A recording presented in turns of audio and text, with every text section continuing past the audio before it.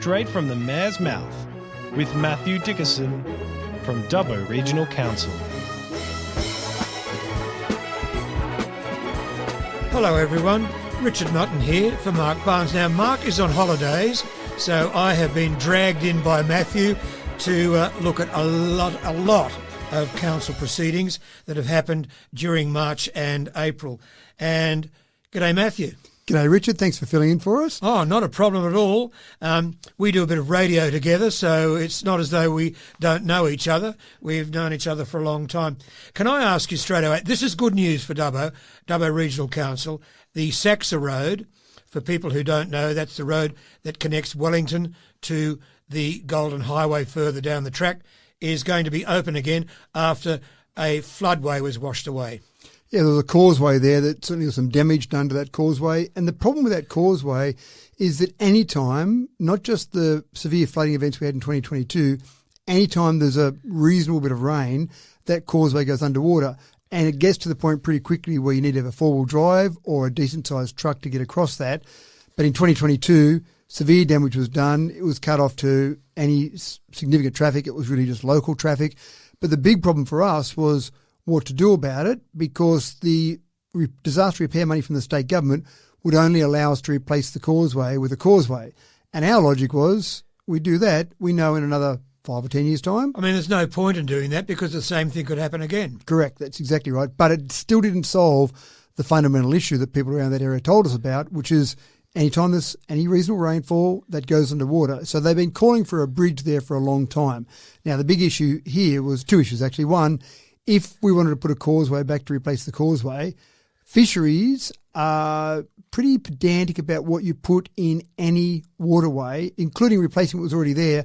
So it would have been a pretty tough job to get approval from fisheries to actually put a causeway back there, because they said what should be there is a bridge. The second part, of course, was a bridge was better for the locals and for the through traffic. You correctly said that it joins up the Golden Highway across to the Mitchell Highway, so getting that through traffic. So we said we need to replace that with a bridge. And I must admit, not all councillors were in favour of that, but in the end, we got a majority vote through council to replace it with a bridge. But we also said we're going to apply for some funding to pay for that bridge. My next question, the funding. Now, where's it all coming from? I believe there's 2.4 million in one particular pocket. Where's the rest coming from? Yeah, so we've got a federal government grant. They announced 2.779322. Let's call it 2.8 million amongst friends. So $2.8 million from the federal government. We estimate that it's probably about a $3.2 million build in terms of the bridge and the approaches on either side. Does council pick up the difference? Well, we hope not. We're still applying for disaster recovery funding, so that if we had to replace the causeway with a causeway, we estimate that the cost of that might be around about that sort of difference. In other words, it might be $300,000 or $400,000. So we're still talking to the state government about that amount of funding, explain to the state government that this is a really good solution, because we won't be going back there in 5 or 10 years and asking for more disaster recovery funding, because the bridge will be able to handle a 1 in 100 year flood. I worry because of Wingewarra, and I worry because of Lismore regarding recovery funding. Well, Are you confident? Yeah, I'm pretty confident on that, because they normally will do like-for-like replacement. The state government typically, and they've got different assets where they'll do different replacement funds for, but when it's a roadway, they'll normally do like-for-like. So the argument we've pitched to the state government is we would have spent, and I don't know the exact number off the top of my head, but let's say round numbers 400,000. We would have spent 400,000 replacing that causeway with another causeway, and you would have typically funded that. We're going to get a much better solution, and the federal government has put in 2.8 million. So if you give us the 400,000 that you would have given us regardless, we can then build a bridge at zero cost to council, and we're getting a much better solution. Now, having said that, if we don't get the disaster recovery funding, I'm still quite comfortable with that, because this is a long-term solution that's been needed for a long term.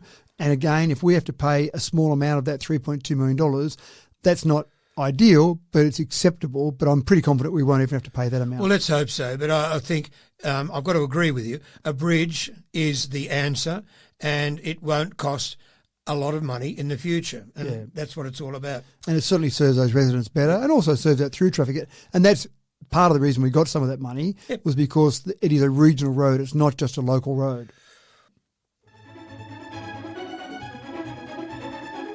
A very good situation happened on Friday with Dubbo Regional Council.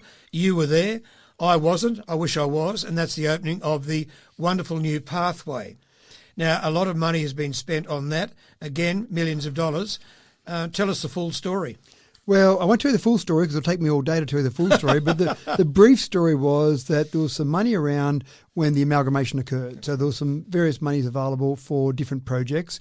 One of the projects that the last council put in for was they wanted this idea of a boardwalk along behind the CBD. So we're talking about from Church Street, behind Blythe Street, from Church Street up to Wingewarra Street, essentially. And so the idea was, let's put a boardwalk in, out over the river, fantastic. And I must admit, I love that idea as well. But when they started doing the costing for a boardwalk, going out across the river where you've got obviously fast-flowing floodwaters there, then you're going to have significant costs. And that would have blown the budget by probably 3 times. And interesting, I was down in Albury recently. We were doing a Regional Cities New South Wales meeting in Albury, and they've just finished a new boardwalk that goes out across the Murray River. And the first thing I said to the engineers that were there, I said, we want to do this a few years ago. How could you possibly do this? We couldn't do it for any reasonable cost. The difference there was they said that this boardwalk, when the Murray River does flood, it comes up just about the boardwalk, maybe a little bit underwater, but it's a very slow-moving flood. It's not a fast-moving flood, so it didn't cost them anywhere near that same amount. The development of the boardwalk then went to let's develop the pathway that was the Tracker-Riley path. And along that section there was a small, skinny bit of pathway. In fact, I remember my daughter out riding bikes one day. She had a head-on collision with another bike rider. Yeah. It was that skinny. They both went to go the same direction, both changed and anyway ended up running into each other. But it's fairly skinny. It was crushed granite. And then you had a road that was along there. And so when people were out with their kids, for example, they didn't really want to go along that area there because cars might be on that road. So the shared pathway replaces the old roadway and the old crushed granite Tracker-Riley, makes it an open area. We've got bollards in there so that cars can't go through there normally. But the exciting part is that's stage 1. Stage 2 will be development around the Ollie Robbins Oval there for an events precinct area. And the idea of putting bollards in is when you've got an event on, we can drop the bollards or remove the bollards and vehicles can come in that are bringing in equipment for an event. And obviously that would be directed traffic as such. And then they could unload their vehicles, they could stay there while the event was on and then move out again. I've got to say, I was in Tamworth recently and their walkway along the Peel River is ideal. It's wide enough and for 2 bikes to pass, for people to walk on. And I strolled down with it, a couple of friends, just chatting, and it was very pleasant. Well planted, well preserved, and I thought, hopefully this new one in Dubbo will be exactly the same. Can't say I've walked on it yet, but I'm looking forward to doing it this week. And it's funny because we were doing the opening, and while we're doing the opening, literally the cameras are rolling, we're doing the speeches, a couple of joggers went past, someone went past with a dog, and I thought if there's ever a great example of this obviously being used by people, then there it is. And then on Saturday, I went for a bike ride. I often do bike rides around Tracker-Riley, and it was actually quite nice. I didn't go for an early morning bike ride. It was a mid-morning bike ride. But what I saw as I rode along that shared pathway were more people along there than I normally would see along that same section of Tracker-Riley. And there are 4 viewing areas there. The main one's a cantilevered platform. And so that kind of takes you out across the riverbank and you look out across the river. And I went down there during construction and talked to David Payne Constructions, won the tender for that, talked to some of the guys from David Payne Constructions. And there were 2 things that were done there I thought were very clever. The first thing that they had done as part of that whole contract was some radar ground sensing to see where the roots were for some of those significant trees that are down there. And then the second part, rather than do what they'd normally do, which is drive pylons in, and driving pylons in sometimes damages some of those roots, you had a screw pile, and they actually could screw these pylons in to get to a point where it will hold up these various structures, but they can redirect those screw piles much better so they could miss all the roots there. I actually got to go up and have a go on one of the vehicles doing the screw piles. They let me do that for about 5 seconds before they said, that's enough now, thanks, Mr. Mayor, we'll get you off the vehicle now, and they probably redid what they had to do. But that was a very clever way of actually putting those pylons in to support those structures there. And the last part that I thought was nice is at the end of Church Street, if you go straight down there, the boat ramp's been fixed up, so that's good. Yep. But there's also been a step terrace put in. Now, you may remember hearing and seeing articles about this from many years ago. Back in the 1930s, we didn't have an Olympic swimming pool. What we had was a step terrace that went along the riverbank. And people dived off the step terrace into the river and had a good swim. They would, and they would sit there, maybe parents would sit there on the step terrace and watch their kids. And I remember seeing an article, I was doing some research about the swimming pool at one stage, and I found an article in the Daily Liberal from the 1930s, highly critical of council of the day for proposing to build an Olympic-sized swimming pool. And the logic in the article was, we've got a perfectly good river, why would you possibly consider putting an Olympic swimming pool? so that step terrace was there. How things have changed. Indeed. Imagine if we said now that we're going to close the swimming pool down because we've got a perfectly good river there. But this little step terrace is another area. You could just sit around, you could look at the river, you could have lunch there, whatever. But again, it's a bit of a throwback to those days when we had a step terrace. All right, looking at, again, the money situation, about $3 million so far. For stage 2, how much? I haven't got the pricing for stage 2. We haven't actually got to the stage where we've got tenders done or anything for stage 2, so I can't tell you that number at this stage, sorry. But this particular one, stage 1, $3 million came from the New South Wales government. The total cost of that shared pathway is about $3.23 million. So we put in the $230,000 extra. And again, as council... money well spent. I've got to agree. Money well spent. I'm comfortable. If we can do projects where we're only paying 10% of the project, then sure, we've still got to find that 10%, but that's not a bad equation for getting public infrastructure. And that public infrastructure will be there for a long time. And people have said, what about floods? Well, obviously we know about flooding. We know the speed of the river there. We know how high it comes up. So all of that has been built, the cantilever platforms, the terrace, the shared pathway, that's all been built knowing that it will be underwater at some stage. Once every 5 or 10 years, it'll be underwater for maybe 2 weeks. It's built to withstand that, and again, the boat ramp, fixing up that boat ramp has been a good addition as well.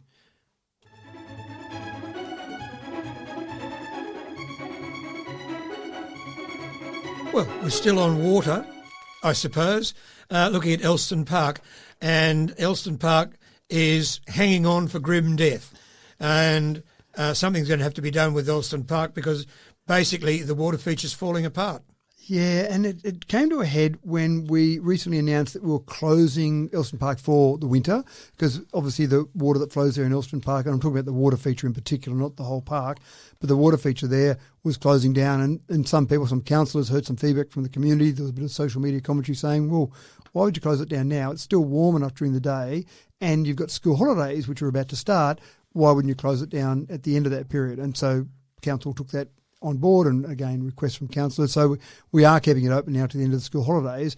But I actually said, well, we've got a contract with the company that does the maintenance for that, and that contract basically finishes at the end of April. Why wouldn't we leave it there?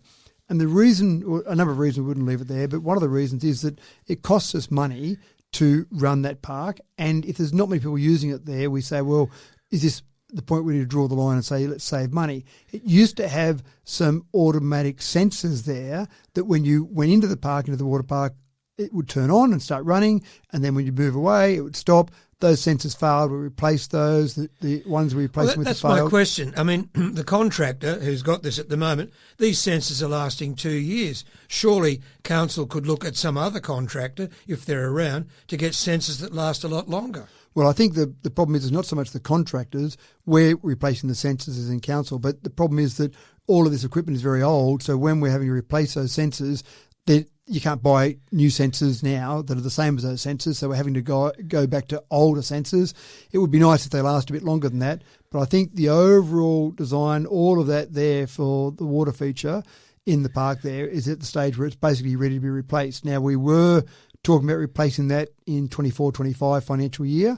We've probably pushed that back now, probably more like August 2025, so probably the 25-26 financial year. And again, it's one of those assets. We're getting some ageing assets in our community, Richard. So it's and one it's of those one assets. that's well used, and it's one that should be maintained, it's one that should be reliable, because so many people use it. Yeah, and look, I think there's an opportunity there as we replace assets to modernise them as well. You look at different water features. Yes. I was at Lightning Ridge recently, and they've got a new water feature there that the community did some fundraising for. I thought that looked like a great water feature. Walgett's the same. They've got some federal government money, state government money, for a water feature there. So there's new designs and new facilities there. We've got to be conscious of the fact that we've got some ageing infrastructure. We need to maintain it. Sometimes that costs more money than it's worth to keep maintaining it, or sometimes replace it with some modern infrastructure.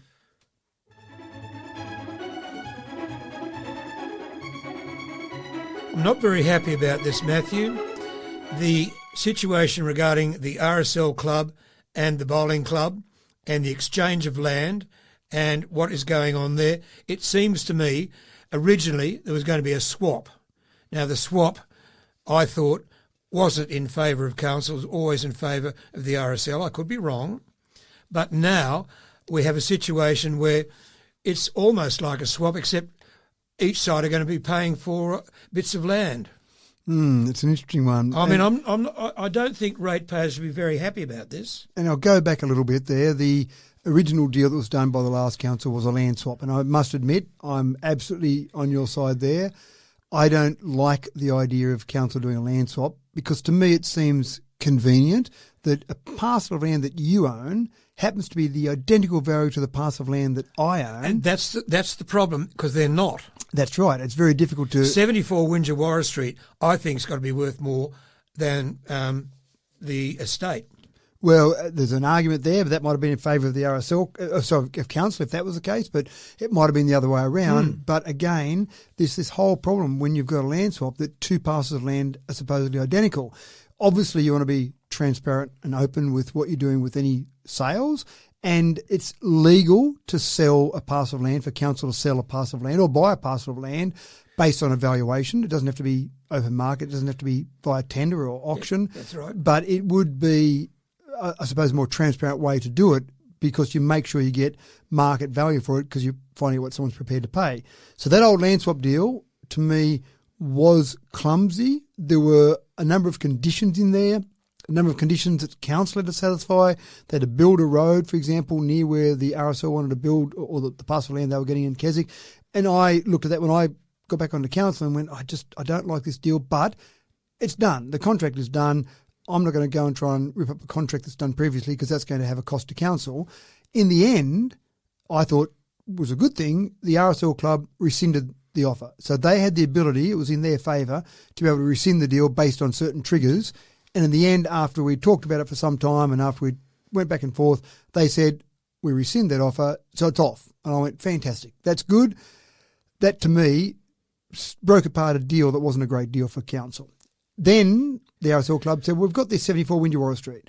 We're going to go out to an EOI process, ask for expressions of interest on who wants to buy 74 Wingewarra Street. And council, we said, yes, we think that would be a good asset for us to have. We don't have a specific strategic purpose, but given the fact we've got the Western Plains Cultural Centre, number 2 and number 3 Oval, you've got the Crown land there, the tennis courts, it made sense for council to own that. So we put in an offer. That's a confidential offer. I can't tell you the value of that, but we put in an offer. I assume the RSL club got other offers, but again, I'm not privy to that information. They then came back and said, we've looked at the offer. Would you like to put in another offer? So we resolved to put in another offer, a slightly different offer to the first offer. So that was done. The land at Keswick, which they'd originally rescinded the deal on, they then came back and said, well, we think there's the ability for council to do a deal with us where we'll purchase the land at Keswick, the original parcel they had the offer from before, and we'll sell you the land at 74 Wingewarra Street, but the pricing for both is conditional upon you doing the two at the same time. And it sounds and smells like a land swap. Well, yes. It does to me, because if I say to you, let's swap these two parcels of land, or let's do a deal where I take this and you give this, and they're conditional. Now, I can't say the values because, again, that was considered confidential. Understand, but there's not much difference. It seems like a bit of a swap. Even if you did a swap and you pay the difference there, or you just say, I'll pay you X and you pay me Y, then it's conditional. So we would say as council, well, the offer that we put in for 74 Wingewarra Street, if you accept that, fantastic, we'll buy it off you straight away. But when it's conditioned upon us selling land to them at a certain price, to me, that doesn't feel open and transparent. And I personally would prefer that we actually went at the land that the RSL club wants and went out to some sort of EOI process or some sort of public process. Now, how do we know that someone else out there wouldn't buy the land at a much greater value than what the RSL club would buy for? Exactly. And that's the point. It is the point. And that's going to be a really attractive area, I think, for any club to be in, because the explosion in people living in Keswick, in South Lakes, that whole area of Dubbo is absolutely exploding. So it would be a good purchase for any club, any organisation that wanted to provide services there to that community. So at the moment, there's a recommendation from our committee, and I'm allowed to talk against the recommendation. If it was a resolution of council, as the mayor, I'm the spokesperson for resolution, so I cannot talk against a decision. Even if I voted against something, I can't. But because it's only a committee meeting at this stage, there's no council resolution yet. But at the committee meeting, a majority of councillors, there was debate both ways, but a majority of councillors voted to say, yes, we will sell, and I can give you the exact lot numbers, but we'll sell lot 102 on a certain DP in Keswick and lot 200 at a certain parcel of land in Keswick to RSL Memorial Club for X value. And we also agreed, or the recommendation will be to purchase 74 Wingewarra Street at the agreed value. So those two values I can't mention, but that's certainly where it is at the moment. I'd love to hear back from the community because my personal preference would be I would certainly be happy to buy 74 Wingewarra Street at the value that we offered. But in terms of the land at Keswick, the way I would feel would be the best way to do that, the best open and transparent way, would be to go out to auction or EOI, some sort of public process, or even advertise it at a figure. And who knows, we might have another 5 organisations out there. There may only be one. But to me, it's not so much the outcome, it's the process. All right, it's the process. The process at the moment is who wins out of this financially. Can you tell me that? Well, I don't. It would come down to what you think the land is valued at each area. Exactly. That's what I'm saying. So who wins? So I can't say that because we've got valuations for both parcels, and the valuations. I'm trying hard. The valuations are part of a confidential report, so I can't mention the two separate valuations there, and I can't mention the prices that have been talked about in the report. The only thing we did do at the committee meeting was we also made a recommendation that all the information remains confidential. This is a commercial transaction. Do the councillors understand what's going on? I think so. I think our councillors are pretty good at reading all the information and making sure they're fully across what's happening. I think the councillors... Did you put your point of view as you've put it now? I put my point of view. The problem I had though, Richard, was the chair of that particular committee was away on Thursday night. So I had to chair the committee meeting. And as you know... That makes it hard, yeah. Yeah, when you're chairing a meeting, you're really meant to be unbiased, so I couldn't push the point as hard as I would have liked to if I was sitting as a committee member in that committee. But I certainly put my views across. But I think and I don't want to say why councillors do certain things, that's up to their own individual decisions, but the feeling tended to be that the councillors are pretty keen to own 74 Wingewarra Street. So they thought that was a good asset to own. And I agree, that's a good asset for us to own.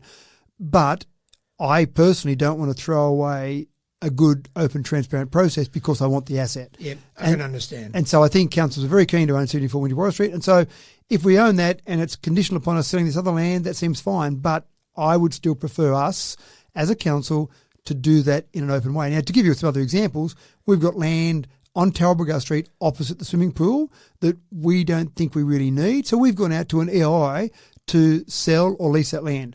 We've got a house that we use in Church Street that we don't use anymore, but we used to use for staff in Church Street opposite the council building. So we've gone out to an EOI process for that to sell or lease that. When we had control, when the old land swap deal was up and running, we had control of 74 Wingewarra Street. When we wanted to lease it out to get some money coming in for it, we went out to an EOI process. So we've been very consistent in going out to an open process to invite people to give us information about things. I just don't think it looks very good that suddenly in this one we decide just to do a deal with one organisation. I could think of a very, very good use for that land. You don't have to sell it. You can put a new library there, and with housing. But that's another story. There are lots of good uses for the 74 Wingewarra Street. There's no doubt about that at all. I mean, so that's not the question. I think councils are all agreed. I know what you're getting at. I know the point. But my point is that if we're going to sell a parcel of land, we should go through an EOI process. We don't know. There might be someone out there willing to pay another $1 million for that parcel of land over what the RSL will pay for it, in which case are we doing the wrong thing by the community, not maximising the value of that parcel of land? So who knows who's out there, Richard? But anyway, you've got 2 weeks before the next council meeting. We'll wait and see. The Conservatorium. Where are we up to? Are they going to move into Carpet Court or not? The old Carpet Court building or not? What's happening? Well, it's a very good question. It was April last year that council resolved that we would lease the old Carpet Court building to them for a Peppercorn lease, and that was because they were being moved on from the location that they're currently in, which is the old school, or the Department of Education owns that old school there. So that was a bit of a problem, and they needed to get out of there fairly urgently because the had been Well, given a that's my time frame. point. It was urgent at the time. Nothing's happened. Well, and that is a bit of a frustration because we've had the carpet court building sitting there. They haven't signed a lease yet in terms of that. And I've actually had some correspondence going back and forth with them to say, well, it's been a year almost. What do you So want to where's do? the urgency? Well, and it seems to me that they haven't been moved on, obviously in the same time frame they thought they were going to be moved on. So I don't know exactly where it's at the moment. We've got a resolution of council that says we'll offer to lease that to them, a Peppercorn lease. Now, there's a lesson there for me and for councillors in general. When we made that offer, when we resolved that, we didn't put a sunset on that. We didn't think we needed to because the urgency was there from the con. The urgency was we need to get sorted straight away. I must admit that myself and councillors probably thought that the con would sign the lease the next day. They secured that. It was a 5-year lease with another 5-year option. So it was all going to happen. But what we should have done is we should have said, we make you an offer to lease this, Peppercorn lease, and that offer expires, give them a reasonable time frame, maybe 3 months down the track, because then it would have actually had some urgency from our side as well. They knew there was a limited time frame on that offer. So presumably they would have gotten to the point where they signed that lease and started doing the work they needed to do. So here we are, almost a year later, no lease has been signed yet. And no money to council. And there's a year worth of money that we could have received. Exactly. And we have offers in terms of some short-term rental offers for that particular building, but I think we'd find someone to rent that building office or do whatever we need to do with it. I think big picture, we'll probably continue to expand our footprint on that parcel of land where the theatre is, where the civic admin building is. We own the block of flats that are on Carrington Avenue there. So that's a logical thing that started way back probably in the Tony Kelly days to own a few more parcels on that overall block to make it a precinct there. So that all makes sense to own it still. Another good place to put a library. And it may well be a good place to put a library, exactly right, because the library, we could probably sell that building down in the CBD for some sort of commercial development. But you digress. But in essence, there's an offer to lease there. That offer still stands from council, but I must admit, I think personally we need to bring that to a head and get some sort of final decision, some sort of finality to it. If the con wants to lease it, fine. The con can lease it. That's the offer that we've got. If the con doesn't want to lease it, let's know about that so we can stop that and then we can go and do something else with that particular building.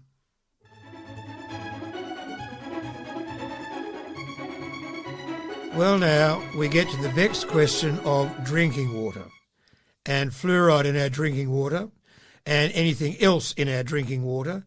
I don't think I want to go down the path of PSAs or whatever they're called. Let's leave that alone.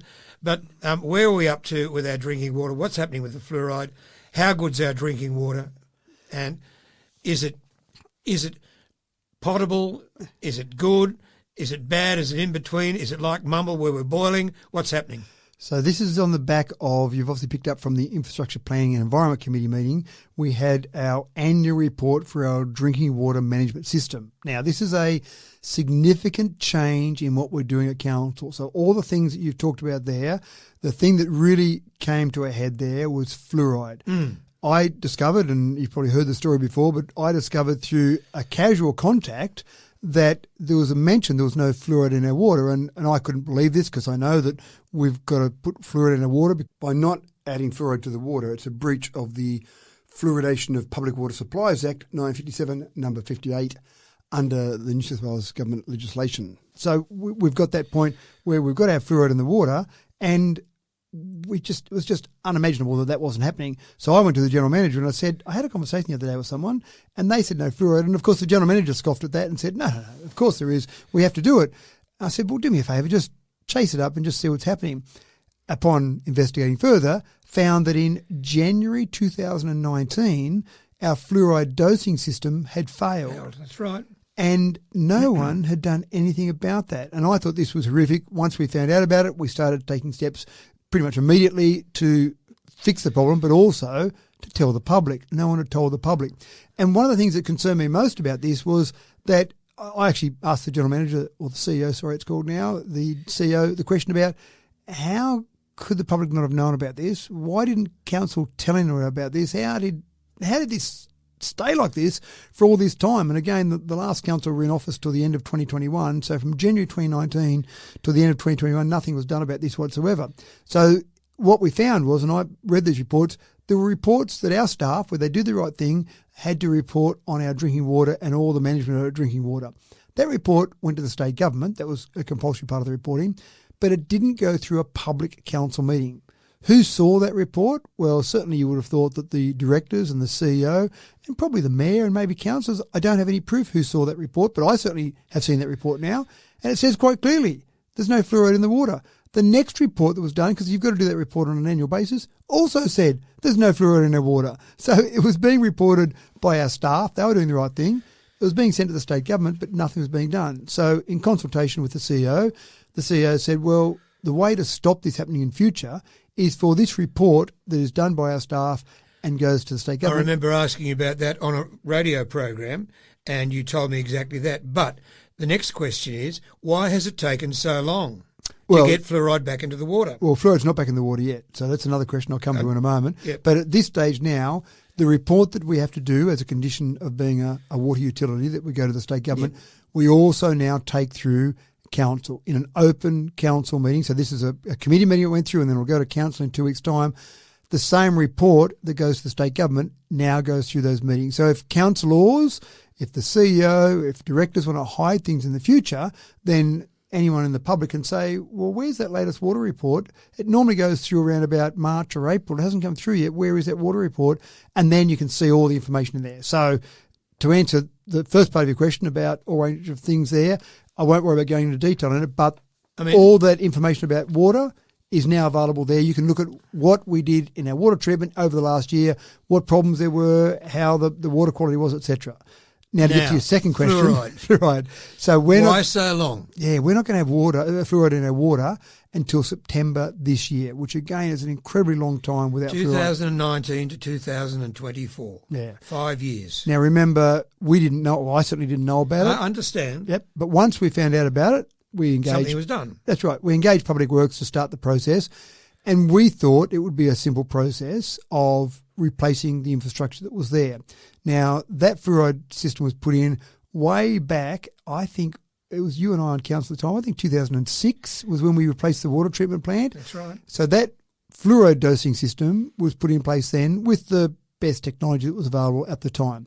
When we said to Public Works, we've got this problem, can you go and start basically getting together a tender process for us to put out a tender to fix this problem, they said, well, you're using liquid fluoride.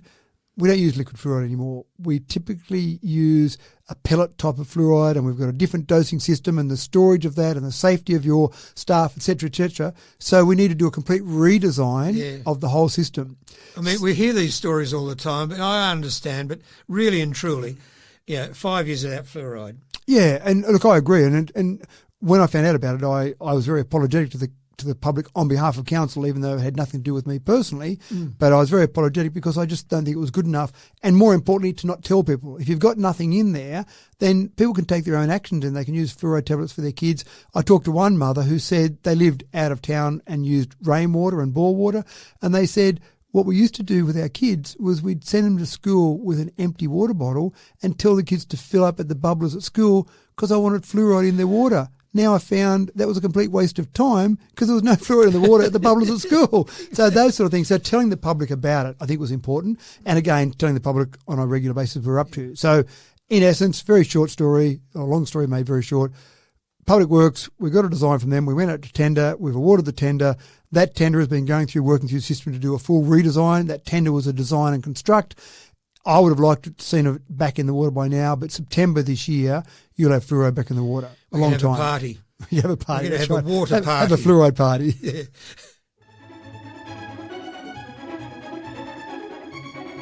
We have the homeless in Regand Park, and ratepayers are complaining about it, noise, mess, etc. What is council going to do? Can council do anything about this? Well, it's a tricky one. We don't have the powers to go and arrest people for being there. I understand that. And it's not a crime to be homeless. This is the really interesting part. Police used to have what I would call move-on powers. But even if you move them on, so if you find someone sleeping on a street or you find someone sleeping at Regand Park and you say, move on, well, they move on. to somewhere else. And they come back the next night. Or they might move on to somewhere else, and then somewhere else has got the problem. And so then you move them on. So I think logically the police say, well, we don't have move-on powers.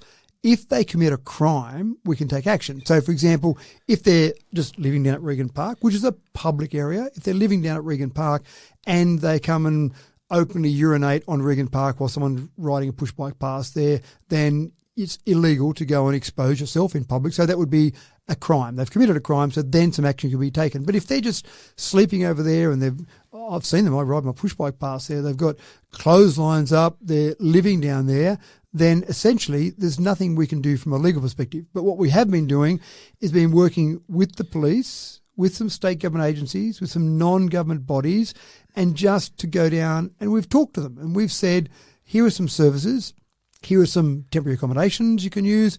How well that's been received?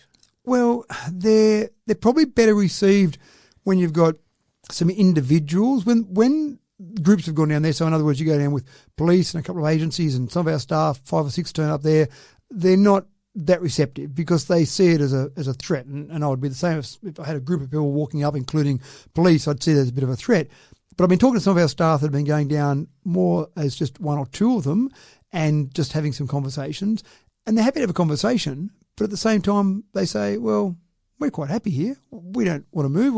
We're quite happy down here by the river. Lovely place to live. It's not a bad spot. I've got to admit, it's quite nice. It might be a bit unpleasant if we get another flood come through there, but at this stage, not too bad. So we've got to look at what we do in terms of if they are committing crimes. Now, I've had some feedback from some females who have said they used to run along that part of Regand Park, but they don't like doing that, especially early in the morning or late at night, because they feel a bit unsafe, and I understand that. Rubbish has been one of the things that we've got to be careful of down there, is we don't want to see lots of rubbish build up, especially when we do get the next flood.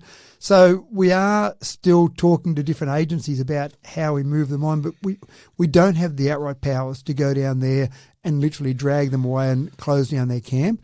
We've had situations before where we've had 1 or 2 people living in certain spots and we've been able to get them some sort of way out. But again, if you look at it from a basic human level, Richard, these people obviously are living homeless. And so you can't be too harsh on someone if that's the only way they've got to live. So I understand that, but I can see the other point of view, and I can see that it's difficult. Yeah. So it's a tough one. I don't have an instant solution for it. If someone out there has got an instant solution. I'm just hoping the state agencies and welfare agencies can look after these people and find them proper accommodation. Yeah, and that's the bottom line. That's and the it's solution. Not council's responsibility, but it is, I think, council's responsibility to make sure the welfare agencies are kept in touch and know what's going on at Regand Park. Yeah, they do. And I've certainly done early morning walks with agencies as well, where they go around sometimes early in the morning just to look at who's sleeping out rough and just to get a bit of an idea there. So I've done that, but again, you're right. It's some other agencies' responsibility. Our job is to connect them and talk to them, which we have been doing.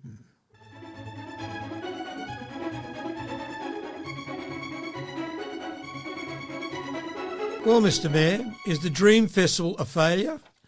I mean, you've got expressions of interest out there. You're offering 40 grand to try and get someone to run it. Has it had its day? I don't think so. I actually think the Dream Festival could be built up to be a bigger and better festival. The main thing that I would like to see from any festival like this is bringing in people from outside. I want people like Tamworth Country Music, like the Elvis Festival, where people say, this weekend or this week or whatever it is, I'm travelling to this particular location because of this event. And that's the real challenge for Dream. So we want a splendour in the grass. Whatever it might be. But bringing people to Dubbo is obviously the objective. And that was the start. You and I were both on council when it started, when Councillor Peter Bartley really drove the process in the beginning.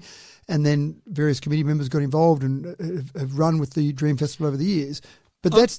I mean, I asked the question sensibly because basically these sort of festivals at the moment are not being supported around the state, in fact, around the country. Forbes failed. Byron Bay didn't even get off the ground this year. Well, I read a report the other day that said the majority of music festivals are losing money. When you've got Mona, David Walsh, the founder of Mona, when the music festival associated with Mona, he's cut that. Now, David Walsh has got a couple of dollars in his back pocket, and he's cut that. Basically, he said it's had its day. It's no longer viable from a financial perspective. So you start to look at that, and other ones are dropping, and you just think, well, is the David Music Festival gone? Who knows? But this isn't a music festival. Mona was one of the best. Yeah. I've been there. Well, Mona's the museum down there, Museum of New... Yeah, that's what I'm talking about. Yeah, but the festival, I can't remember the festival's name, but it was something like FOMA, Mona. It was, anyway, there was something linked to Mona there. Yeah. Yeah. But it was a while ago. But the idea of Dream is that it can be, the flexibility of Dream, it can be whatever you want it to be. It doesn't have to be a music festival. But the problem was the committee, and we've had discussions with former committee members, the committee got to the stage where they believed it was too big for them to continue to manage. Now, I think it's been big in terms of the number of people that have been gathering. And I think the Lantern Parade, for example, fantastic. Lots of Dubbo people there. Now, I just don't know. I don't have enough data to back me up to say how many people travelled to the Lantern Parade from outside of Dubbo as a direct result of that Lantern Parade being on. In other words, people might have said, oh, I'm here in Dubbo. Oh, good, I'll go to the Lantern Parade. Or I live in Dubbo, I'll go down. What a wonderful parade. But I don't know if it actually attracted people from outside Dubbo to go to that one event. And that's the real challenge. So we said, when the committee said it got too big for them, council agreed several years ago to run it for a year. That got delayed with COVID and then got delayed with the storm. In the end, we ran it last year. And then from there, our staff have said, we're not really set up to run a festival. We're not really set up. That's not our core job. And it's actually using up a fair bit of our time that we should be doing other things. So we've now said, if you want to run the Dream and make it whatever you want it to make it, put an EOI in and tell us what you want to do with it. Tell us your vision for it and tell us how your organisation is going to run it. And you're quite correct. We've only got about 10 days to go before the EOIs are in. What's going to happen if you don't get any? Ask me that question after EOIs close. So 21st of April, and I suppose that's the main point of talking about this, is that EOI timeframe closes on the 21st of April. Yeah. So get your EOI in before then. If we get no expressions come in, then, yeah, that's another conversation about what we might do with Dream. But maybe if we got no expressions in, Richard, that would say that the community is not as keen on it as they might say they are. Yeah. So if it's going to work well... That was my initial question. Yeah, if it's going to work well, it needs to be driven by the community, not by council.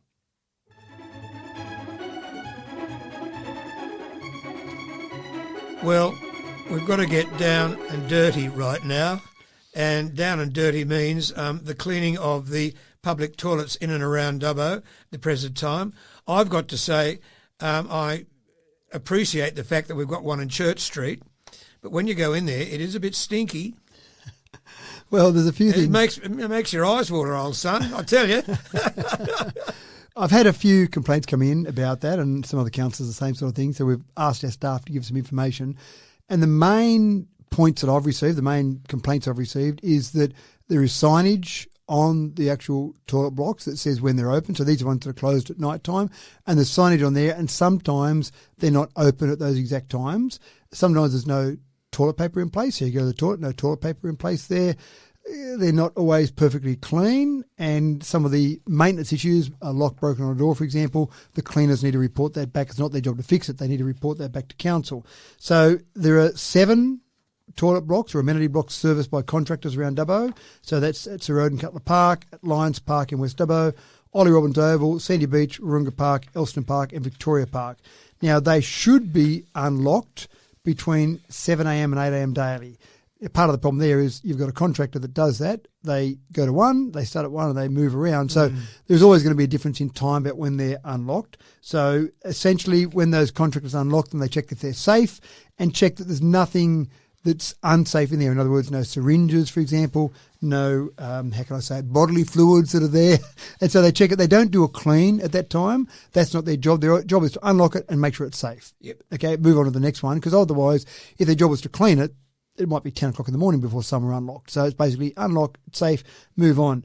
And then contractors start the cleaning after all of them being unlocked. So sometimes you might go in there first thing in the morning and it might be unclean because it hasn't been cleaned yet because all that's been done has been unlocked. Yeah, well, no, I've been in there at midday and it's a bit woofy. Yeah. But however, and they I normally... suppose it's usage, I don't know, hot weather, Well, normally the cleaning is completed by about 2 o'clock each day. So it is possible that you get in there at 10 o'clock in the morning, midday, whatever.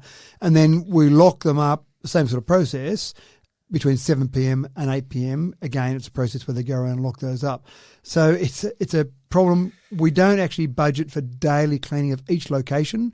We base it on usage, so the ones that are more highly used obviously are cleaned more often. So that's a part of it. And some of these various toilet blocks are pretty old. Victoria Park was built back in 1970.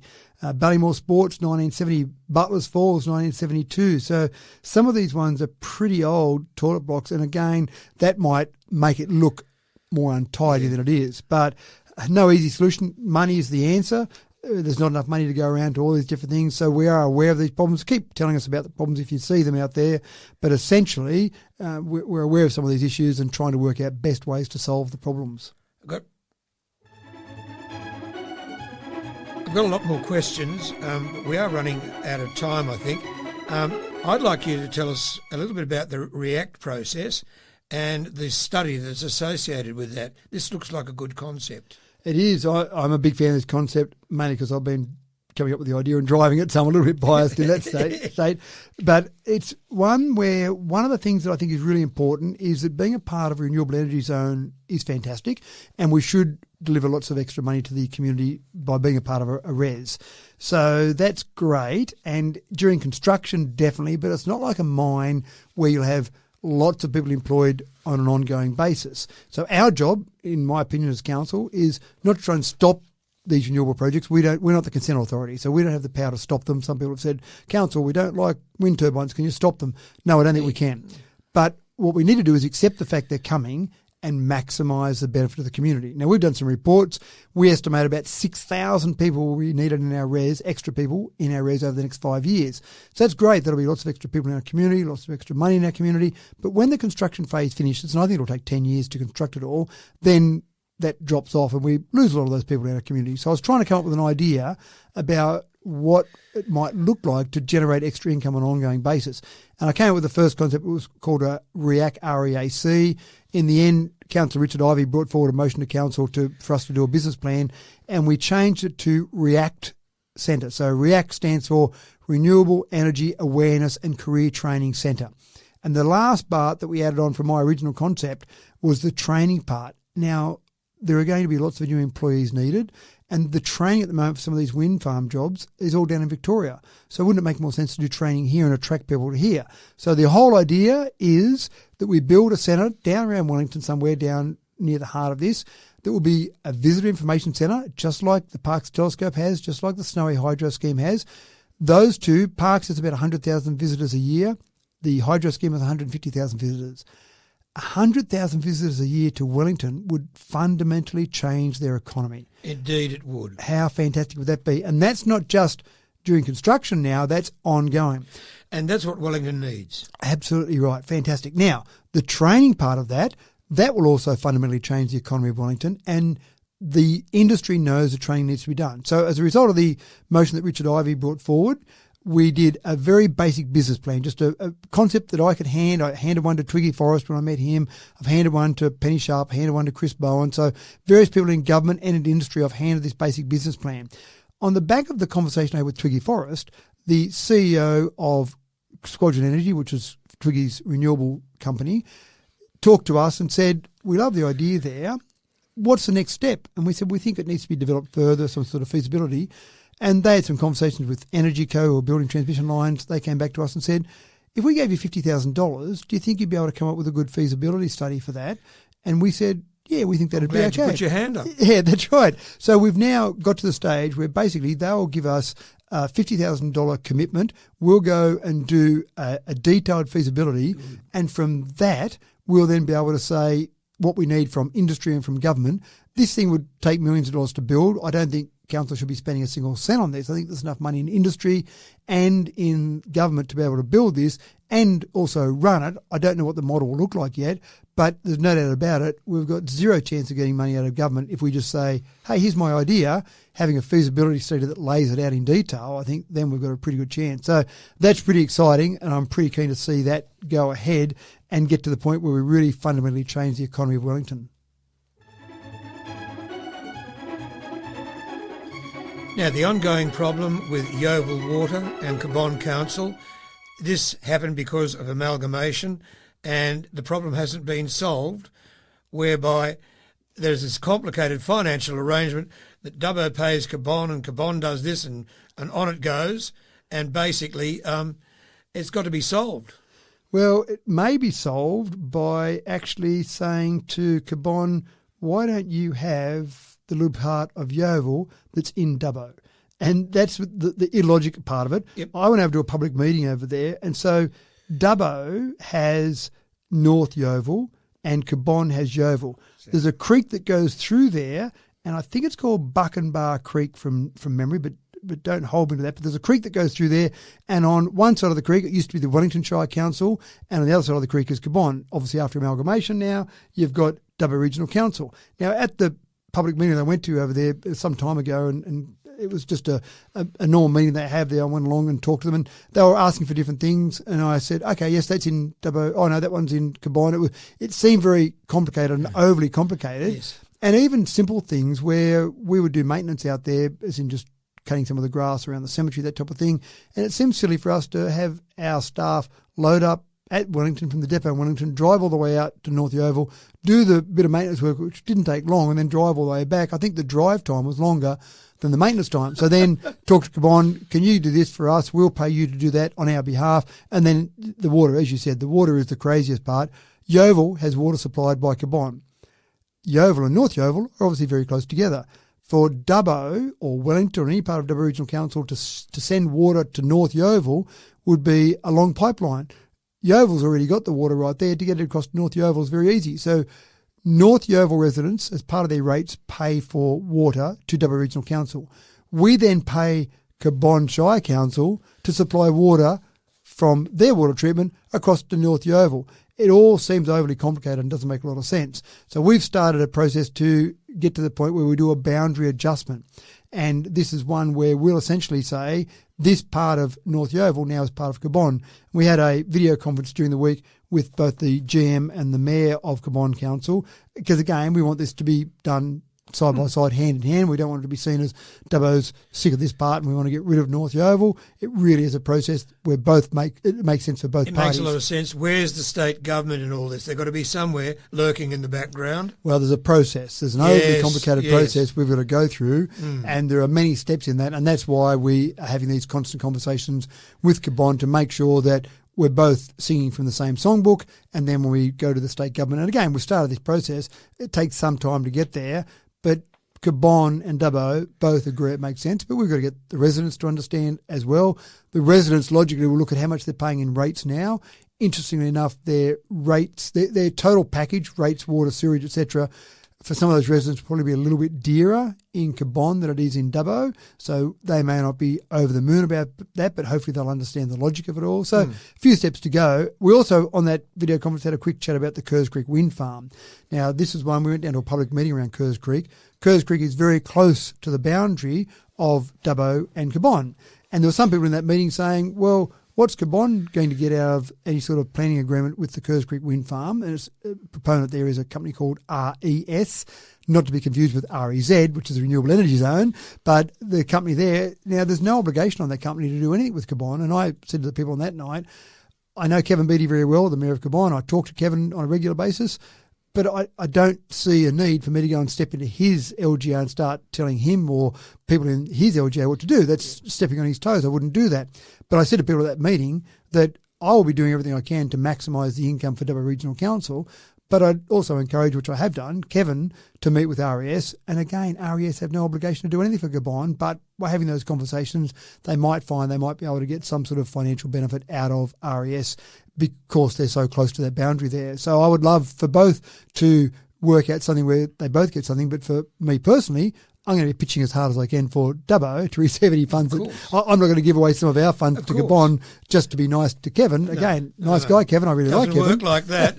but I've got a responsibility to the ratepayers in Dubbo Regional Council to do the best I can for them. Of course you can, yep.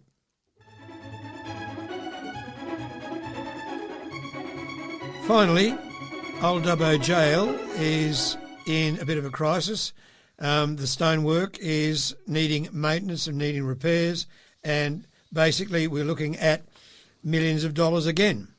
Yeah, it's a Plus state. the greenery out the front has remained there now for quite a while, and nothing much has happened there. Well, that's a separate issue, and that's I understand. that's being done and that's funded. So that all that plaza out the front, fantastic. That'll look wonderful when it's finished, and the costing for that is done. But it's a state-listed heritage site, and you'll remember back from your time on council, there were various times where we had to do Indeed. repairs, and some of those repairs you couldn't necessarily see. You'd look at the work that was being done, and there was work being done to protect that site for the future, for hundreds of years into the future. And I remember going down there sometimes with contractors and they're going, what are you doing exactly? And they'd talk about the treatment they're putting on the bricks, and because they're very old bricks and they're porous and they've got to treat them in different ways. So you can't always see that, but we want to make sure that it's there for everyone a day. And you probably saw in the news recently that the old Maitland jail is closing until further notice. And again, I'm not trying to point fingers at Maitland here, but to me that probably is a case where they didn't maintain it to a high enough standard to the point now they've deemed it unsafe, so they've got to close that down, which is a bit of a shame. We don't want to get to that point in time. So as we look at the conservation management of the site, we've got to make sure that we think it'll be there for ever and a day, and we've got to work within the New South Wales Heritage Act and the heritage regulations. But what we've identified at this stage is that there's probably about 2.4 million we need to spend, and that's on the mail wing, the infirmary, the west entry front gate. So it's a fairly big project. Now, where do we get the money from? Is there some grant money available? Maybe, but a lot of the grants for this sort of heritage stuff seems to be more in the hundreds of thousands, more than the millions of dollars.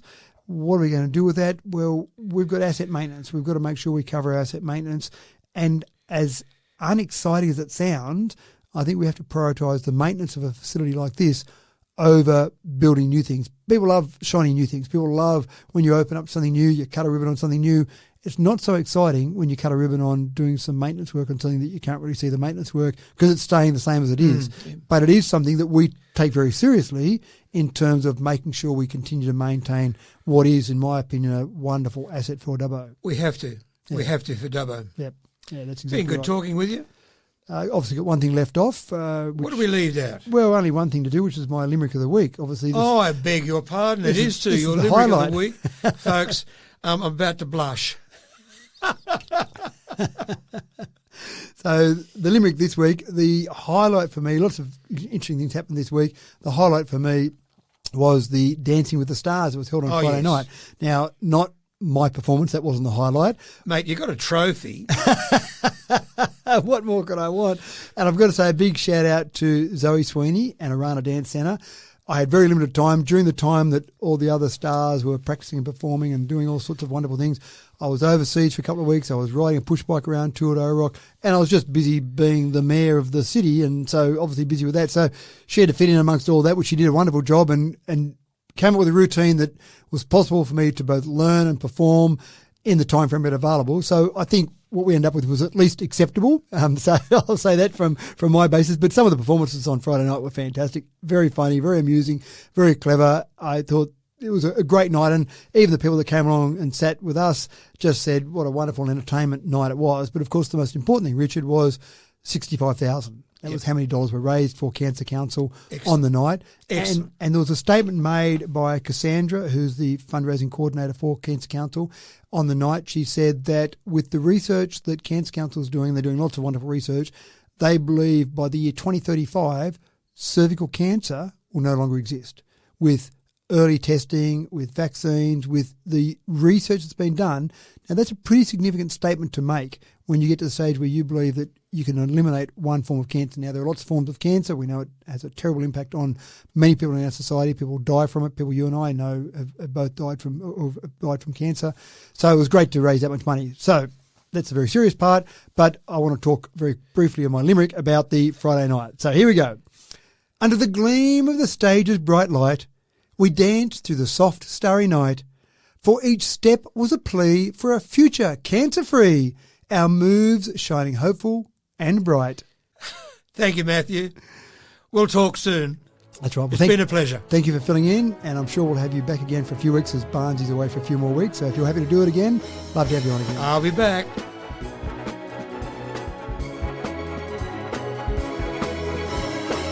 straight from the mayor's mouth with Matthew Dickerson from Dubbo Regional Council.